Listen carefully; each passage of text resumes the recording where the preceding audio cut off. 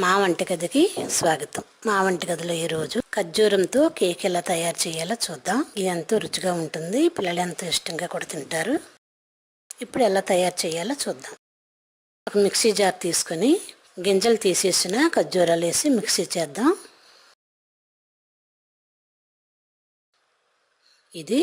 ఇది అలా చేయగా వచ్చిన ఖర్జూరం పేస్టు. దీనిలో 1/2 కప్పు పంచదార,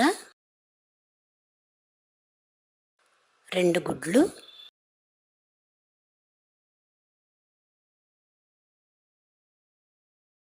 4 టీ స్పూన్లు పాలపొడి,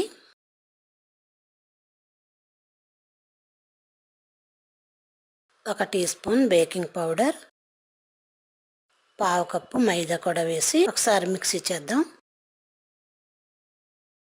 ఇది అలా చేయగా వచ్చిన మిశ్రమం. 1/2 కప్పు పాలు కూడా వేసి మిక్సీ చేసుకుందాం. ఇది అలా చేయగా వచ్చిన మిశ్రమం.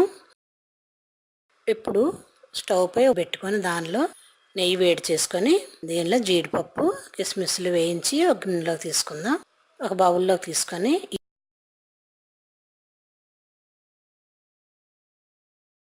ఇదే నేతిలో ముందుగా ప్రిపేర్ చేసుకున్న ఖర్జూరం పేస్ట్ వేసి చిన్న మంట మీద 1/2 గంట నుండి 20 నిమిషాలు ఉడికించుకుందాం.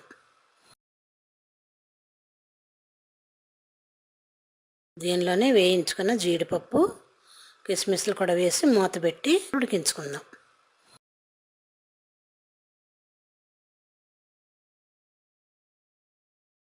ఇది అలా రెడీ అయిన కేకు 20 నిమిషాలు అయిన తర్వాత ఒక ప్లేట్లోకి తీసుకొని ముక్కలుగా కట్ చేసి సర్వ్ చేసుకుందాం.